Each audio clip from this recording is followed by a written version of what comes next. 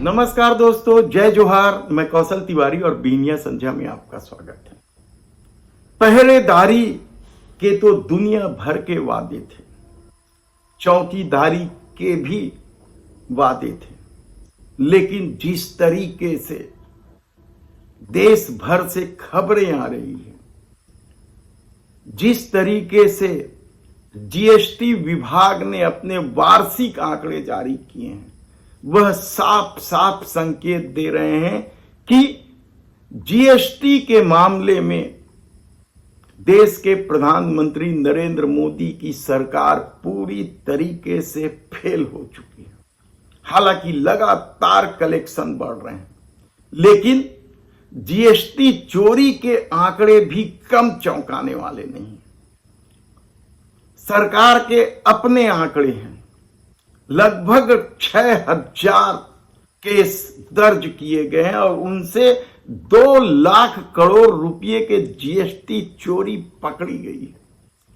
आप कल्पना कर सकते हैं कि किस बड़े पैमाने पर डिजिटल पहरेदारी का दावा करने के बाद भी जीएसटी की चोरी हो रही है।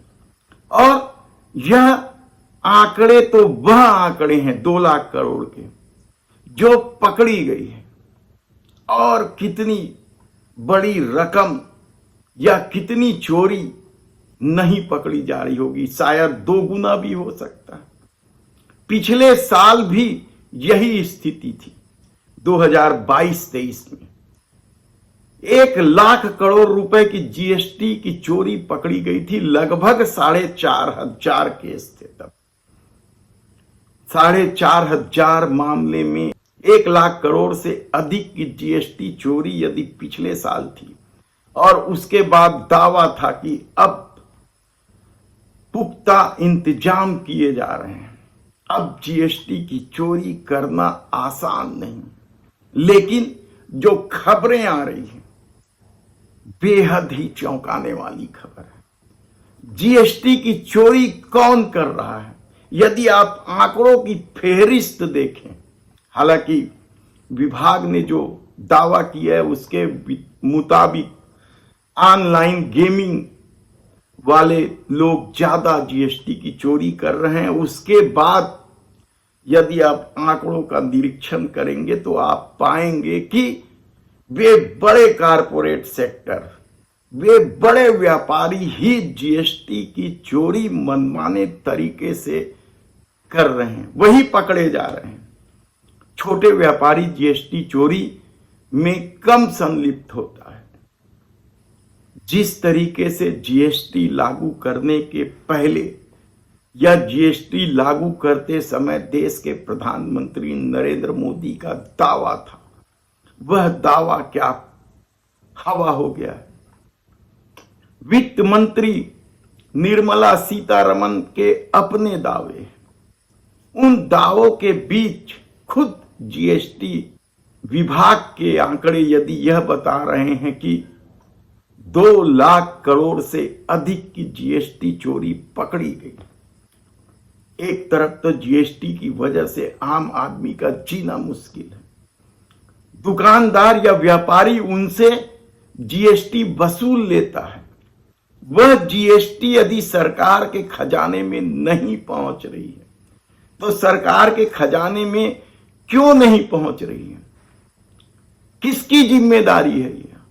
आम आदमी तो एक आटा भी खरीद रहा है, गुड़ भी खरीद रहा है, नमक भी खरीद रहा है, तो जीएसटी दे रहा है। उससे तो दमदारी से जीएसटी वसूल कर ली जा रही है। यानी आम आदमी तकलीफ में है और बड़े कारपोरेट घराने या बड़े व्यापारी खुलेआम चोरी कर रहे हैं।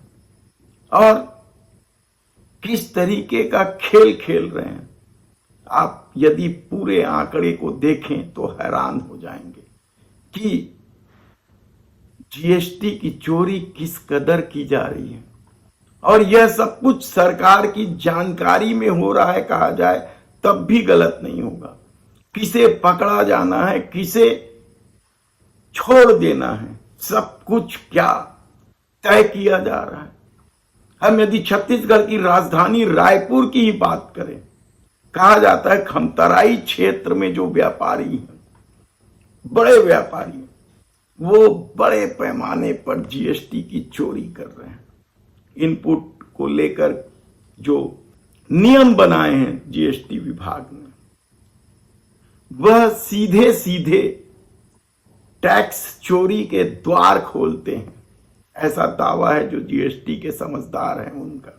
और ऐसी परिस्थिति में यदि जीएसटी की चोरी में बड़े लोग संलग्न हैं और छोटे लोग महंगाई में मर रहे हैं, तो आप कल्पना कर सकते हैं कि इस देश में जिस डिजिटल पहरेदारी की बात की जा रही थी कि डिजिटल पहरेदारी है, जीएसटी से चोरी करना आसान नहीं है, ये दावा था सरकार का। लेकिन यदि खुद जीएसटी विभाग यह कह रहा है कि ऑनलाइन गेमिंग में सबसे ज्यादा जीएसटी की चोरी हो रही है, तो आप सोच सकते हैं इस डिजिटल पहरेदारी का क्या मतलब है।